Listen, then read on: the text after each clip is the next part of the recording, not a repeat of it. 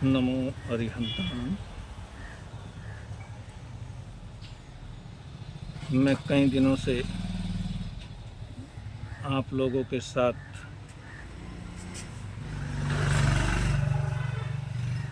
सिर्फ चर्चा वार्ता करने के लिए उपस्थित होता रहता हूँ। कोई ज्ञान, बहुत बड़े ज्ञान विज्ञान की बातें मुझे आती भी नहीं और कोई ज़रूरत भी नहीं,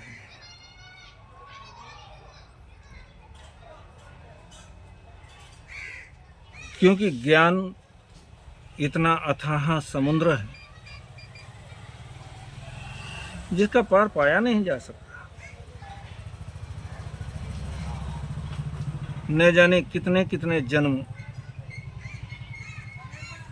ज्ञान प्राप्ति में निकल जाते हैं, फिर भी उसकी पूर्णता को पाया नहीं जा सकता। लेकिन छोटी छोटी बातें, छोटे छोटे विचार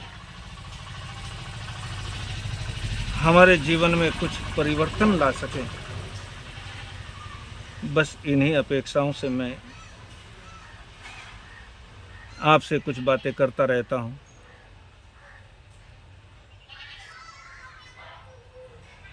जैसे कि हम विचार कर रहे हैं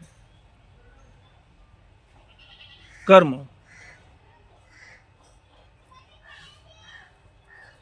धर्म और कर्म ये एक ही सिक्के के दो पहलू हैं।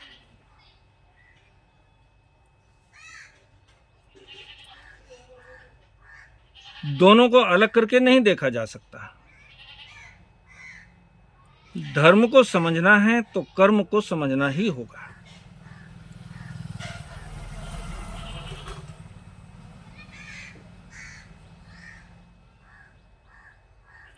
तो कर्म के विषय में, यानी हम किस तरह के कर्म करें। अब महावीर कहते हैं कर्म मुक्त हो जाओ, है ना।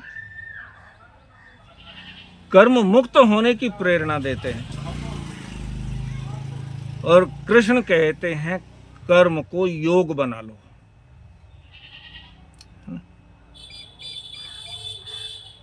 अब दोनों की बातें हमें थोड़ा विपरीत दिखाई देती है, लेकिन विपरीत नहीं है, क्योंकि महावीर कह रहे हैं कि आधा गिलास खाली है और कृष्ण गीता में कह रहे हैं कि आधा गिलास भरा है।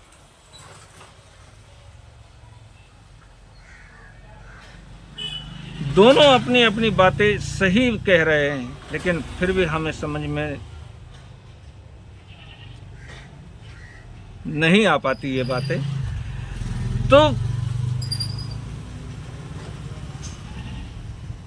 कर्म जैसे जैसे हम करते हैं वैसे वैसे परिणाम हमारे जीवन पर पड़ते हैं। जैसा कि मैंने कल ही कहा, जब तक तुम कर्म को नहीं समझोगे तब तक कोई परमात्मा भी तुम्हारी रक्षा नहीं कर सकता। परमात्मा भी कोई तुम्हें सुख नहीं दे सकता।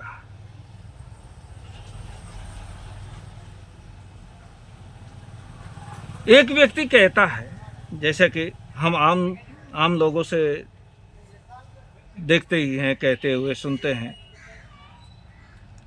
कि महाराज मैं इतना दान पुण्य करता हूँ, मैं इतना माला जाप करता हूँ, सामायिक संवर करता हूँ, साधु संतों की सेवा करता हूँ, फिर मेरे साथ इतना दुख क्यों आता है। और बहुत से लोगों की तो स्थिति देखी, पहले बहुत धर्म ध्यान करते थे, लेकिन कुछ ऐसी बात उनके साथ आ गई कि उन्होंने सब कुछ छोड़ दिया, एकदम नास्तिक जैसे हो गए। कुछ नहीं होता धर्म करने से। उनके दिमाग में ये बात बैठ जाती है। अब धर्म करने से कुछ नहीं होता तो इस दुनिया में धर्म का नाम तक नहीं रहता, सब कुछ खत्म हो गया होता। लेकिन हम सोचते हैं मैं इतना धर्म ध्यान करता हूँ, इतना कुछ अच्छा काम करता हूँ, दान पुण्य करता हूँ।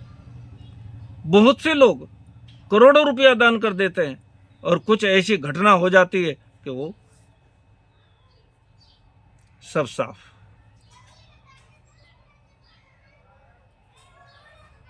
हिरन की चोरी करे,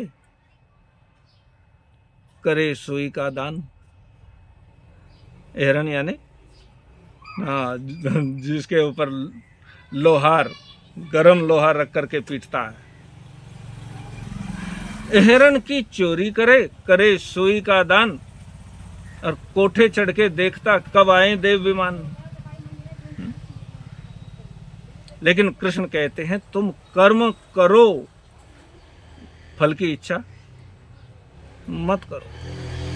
क्योंकि जब कर्म के साथ में, कार्य के साथ में तुम्हारे इच्छाएं जुड़ जाती हैं, तुम्हारा लोभ पैदा हो जाता है, इसका करूं, ये करूंगा तो ये मिलेगा। अब बहुत से लोग देखते हैं ना, एक उपवास किया, उसके ऊपर नवकार्य करेंगे तो 2 उपवास का फल मिलेगा। फल मिलना ये तो एक सहज प्रवृत्ति है, मिलेगा नहीं मिलेगा ये बात हमारे जीवन में, यानी हमारे मस्तिष्क में आनी ही नहीं चाहिए, क्योंकि वो लालच पैदा करती है, लोभ पैदा करती है। ये कोई रुपेश भाई की दुकान थोड़ी ही है कि इतना माल बिकेगा तो इतना फायदा होगा।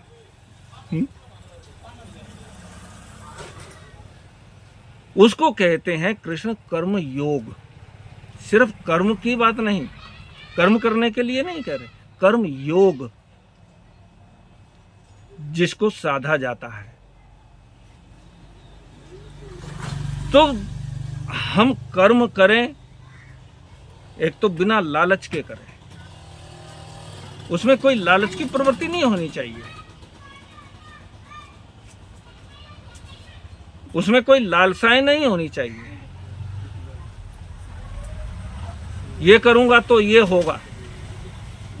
तुम अपने स्वभाव के अनुसार, जैसे पानी बहता है, बहता जाता है, बस इस तरह से अपने जीवन को एक अच्छाई के मार्ग पर बढ़ाते चलो, तो तुम्हें वो सारी चीजें अपने आप से प्राप्त होने लगेंगी। इसको महावीर कहते हैं तुम कर्म मत करो, कर्म मुक्त हो जाओ। जब तक तुम कर्म करोगे, यानी लालसा से, इच्छाएं लेकर के, तब तक वो कर्म तुम्हारे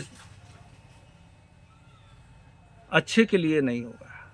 कर्म अच्छा दिखेगा, दुनिया की नजर में वो अच्छा दिखेगा, हाँ ये आदमी बड़ा अच्छा काम कर रहा है दिखाई देगा। एक आदमी स्वर्ग में चला गया रुपेश भाई, यमदूत आए, उसको ले गए पकड़ करके, और ले जा करके जब वो तो सोच रहा था मैं स्वर्ग में जाऊंगा, क्योंकि इतना भजन पाठ, इतने भजन कीर्तन और दुनिया भर की, हर समय राम राम राम राम राम राम, मैं तो स्वर्ग में ही जाऊंगा। लेकिन यमदूत आए और पकड़ करके ले गए नरक में। उन्होंने कहा यार आप भूल गए कुछ, मैं इतना धर्म ध्यान करने वाला, इतनी पूजा पाठ करने वाला, गणपति बप्पा के सामने बड़े पखवाद बजाए मैंने, ये कहाँ लेकर के आ गए मुझे।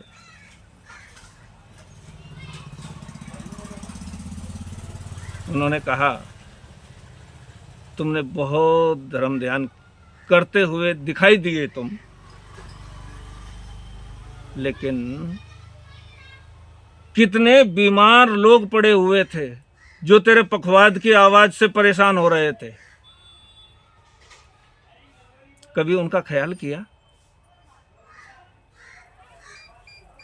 हम अच्छा काम कर रहे हैं, लेकिन अच्छा काम होते हुए भी वो हमारे लिए बुरा भी हो सकता है, और फिर हम सोचते हैं मैंने इतना अच्छा काम किया, फिर ये कर्म क्यों? ऐसा नहीं। तो कर्म हमारे जीवन में तभी सही होगा जब हम किसी अपेक्षा के बिना, किसी इच्छा के बिना करेंगे तो।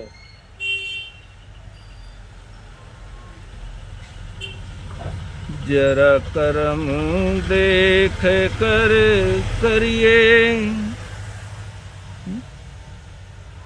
आंखें मूंद करके चलोगे तो ठोकर खाओगे, दांत तुड़वाओगे, माथा फुड़वाओगे। जरा कर्म देख कर करिए, इन कर्मों की बहुत बुरी मार है, नहीं बचा सकेगा परमात्मा, फिर औरों का क्या एतबार है। परमात्मा भी नहीं बचा सकेगा। माला जप करो, भजन पाठ करो, त्याग तपस्या करो, नहीं। इसलिए कर्मों को समझना इतना आसान काम नहीं है। मैं एक सिर्फ उदाहरण दे करके अपनी बात पूरी करूं कि हम कर्नाटक में विचरण कर रहे थे और मैसूर के पास पांडवपुर, वहाँ चातुर्मास भी किया। तो बैठे हुए थे कुछ लोग, देखा कुछ बाजे गाजे की आवाज़ सुनाई पड़ी। देखने के लिए बाहर गैलरी में चले गए, भाई क्या हो रहा है।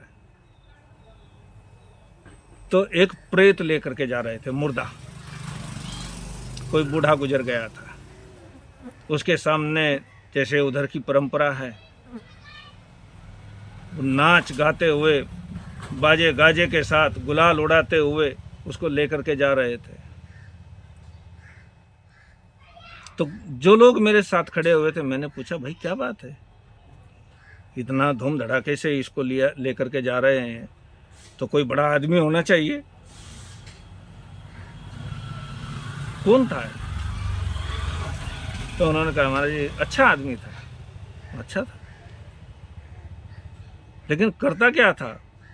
भाई कोई अच्छा प्रसिद्ध आदमी होगा, अच्छा काम करने वाला होगा, सामाजिक पारिवारिक कुछ तो काम करता होगा। क्या काम करता था वो?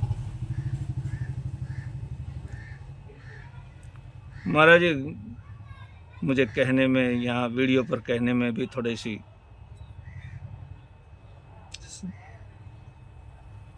हिचकिचाहट हो रही है कि वो मुर्गियां मारने का काम करता था।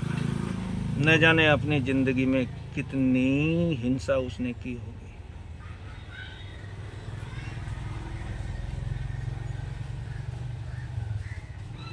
मैंने कहा ये अच्छा काम करता था,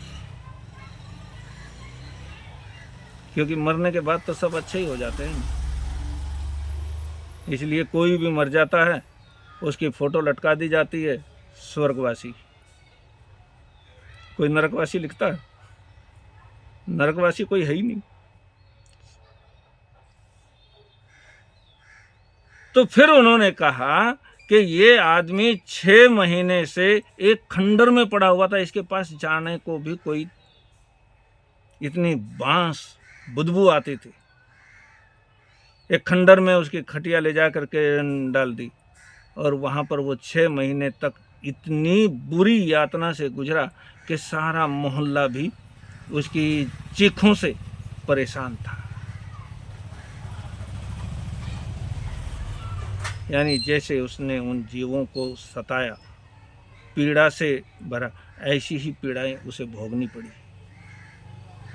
इसलिए मैं फिर कह रहा हूँ कि कर्म यहीं पर भोगने पड़ेंगे, आगे की देख मत सोचो। क्योंकि बहुत से लोग कहते हैं अब बाद की बाद में देखेंगे, अभी तो मजा करो। ऐश कर दुनिया में गाफिल, जिंदगानी फिर कहाँ। ये दारुड़ों की बात बता रहा हूं मैं, अपनी नहीं। ऐश कर दुनिया में गाफिल, जिंदगानी फिर कहाँ, जिंदगानी गर मिली तो नौजवानी फिर कहाँ।